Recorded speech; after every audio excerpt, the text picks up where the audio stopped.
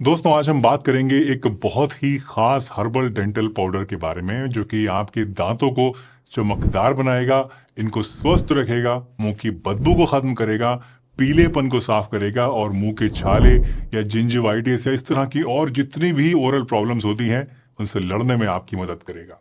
तो चलिए शुरुआत करते हैं आज की इस वीडियो की और जानते हैं इस होममेड दंत मंजन में कौन कौन सी चीजों को इस्तेमाल किया जाता है, इसको बनाया कैसे जाता है और इसको इस्तेमाल कैसे करना है।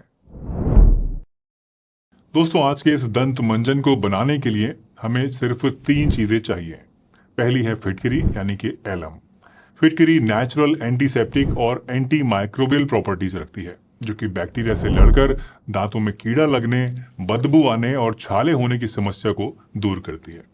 फिटकरी आपको अपने आसपास किसी भी किराना शॉप में यानी जो पंसारी की शॉप होती है उसमें आसानी से मिल जाएगी। दूसरी चीज है सेंधा नमक जिसको हम लोग पिंक हिमालयन सॉल्ट भी कहते हैं।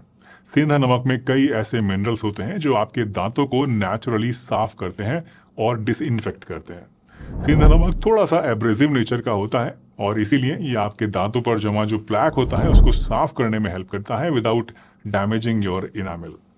और तीसरी और आखिरी चीज जो आपको चाहिए वो है बेकिंग सोडा जो कि एक नेचुरल क्लींजर है। ये आपके दांतों के पीलेपन को साफ करता है। साथ ही क्योंकि बेकिंग सोडा अल्कलाइन नेचर का होता है तो ये सभी तरह के माउथ एसिड्स को न्यूट्रलाइज करके टूथ डीके और सांस में आने वाली बदबू की प्रॉब्लम को भी रोकता है।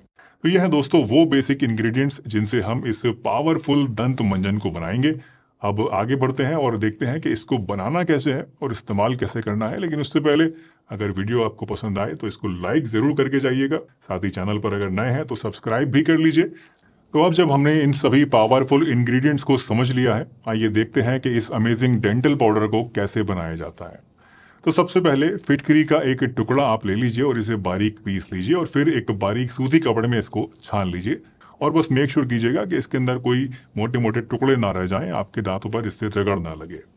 इसके बाद जितना भी आपने ये पीसी हुई फिटकरी को लिया है, पाउडर को लिया है, उतनी ही क्वांटिटी में इसमें आप बारीक पिसा हुआ सेंधा नमक मिलाइए और इतना ही आप बेकिंग सोडा इसमें ऐड कर लीजिए और इन सभी को आपस में अच्छी तरीके से मिक्स कर लीजिए।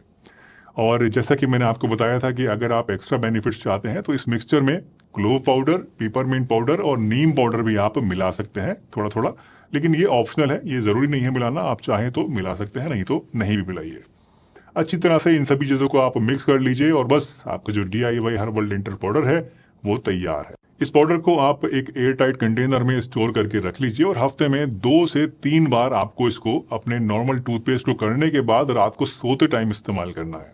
यूज करने के लिए थोड़ा सा ये पाउडर आप हाथ पे लीजिए और फिर अपने टूथब्रश को गीला करके इस पाउडर के अंदर लगाइए ताकि जो पाउडर है इस पे चिपक जाए और फिर जेंटल हाथ से अपने दांतों के ऊपर 2 मिनट तक इससे आप ब्रश कीजिए और फिर कुल्ला कर लीजिए।